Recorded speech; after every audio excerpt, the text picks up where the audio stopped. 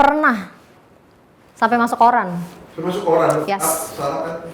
Gara-gara nge-up soal pelecehan seksual di Starbucks.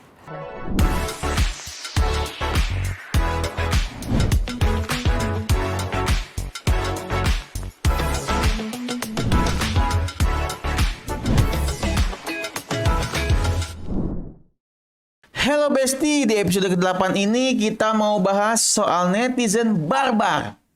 Nah, yuk, mari kita tanyain. Apakah narasumber kita pernah galak di medsos?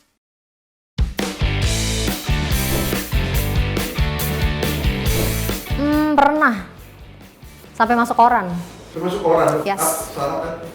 Gara-gara nge-up soal pelecehan seksual di Starbucks.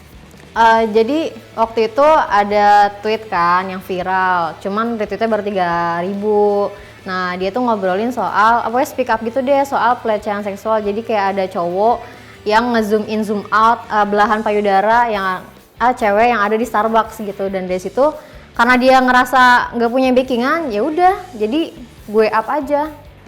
Paling kalau ada, ini ngomong kasar boleh gak sih? Gak apa. Ya paling kalau ada yang kayak berbuat goblok aja sih paling ya gue katain kayak bego gitu atau kayak apaan sih sampah banget kayak gitu paling sih. Nggak sampai yang bener-bener ngeluarin kata-kata yang kasar banget sih. Nggak pernah sih. Menurut lu netizen barbar itu yang kayak gimana? Netizen barbar tuh yang biasanya ini sih komen-komen jahat, komen-komen kasar di sosial media yang padahal dia nggak kenal itu siapa. Kalau buat komen sih nggak pernah, cuman kalau buat bacain terus sambil reaction sendiri, ini bener nih, reaction sendiri tapi nggak ikut komen sih. Lebih kayak gitu. Gak pernah. Kadang aku takut nanti aku yang diserbu. Kayak gitu. Pernah 1 tahun kemarin.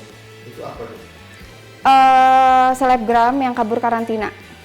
Lu ikut komen tuh? Iya pasti dong, karena gue nggak terima aja gitu lagi covid kayak gini, terus dia kabur, dia party gitu. Sedangkan banyak orang kasus yang meninggal atau bahkan masih yang karantina gitu. Kondisi ya karena si orangnya itu ya berbuat salah kayak gitu sih menurut gue. Kayak misal dia nabrak lah atau curi lah atau kayak kan beberapa ada ya sekarang yang lagi zaman ngabers kayak balapan kayak gitu-gitu. Paling dikatain sih. Iya, ngelampiasin kekesalannya dia kali ya. Soalnya kan setiap orang beda-beda nih ngelampiasinnya. Ada yang bener-bener ngelampiasinnya kita cuma ngomong sendiri, terus ada yang ngelampiasinnya dengan cara dia typing di komen postingan Instagram orang, biasanya sih gitu.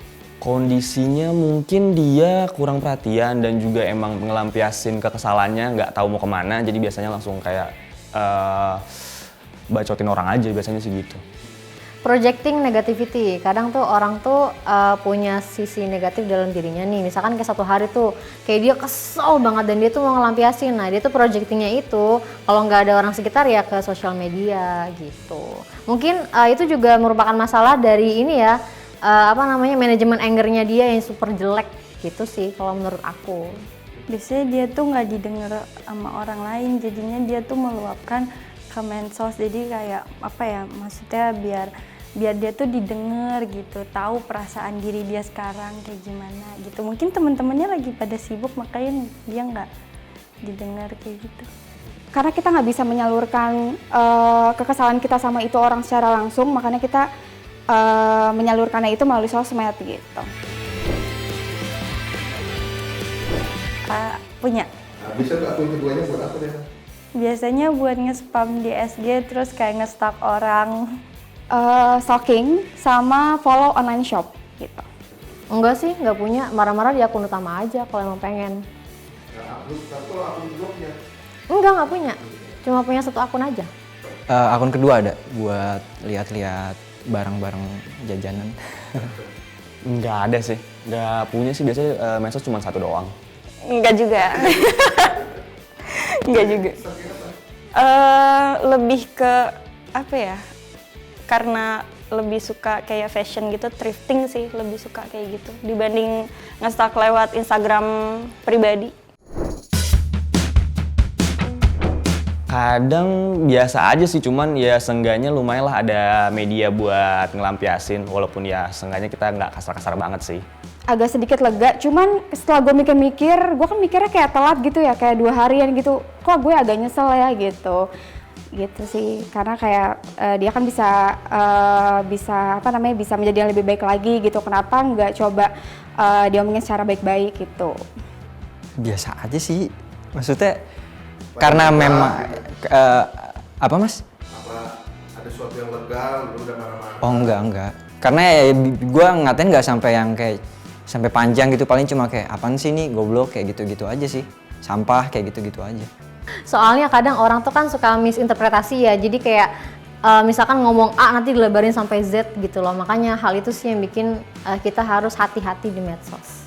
Mungkin mereka mau mencari perhatian atau nggak tahu dia suka. Mungkin kalau nggak apa namanya, pendapat orang beda-beda, mungkin pendapat dia begitu maunya. Dua-duanya, tapi poinnya itu lebih ke baper beneran sih kayaknya. Lebih ke ikut-ikutan gak sih kalau misalnya ada orang yang komen barbar terus aji mumpung nih ikut komen Cuman pasti ada beberapa juga sih yang kesentil baper.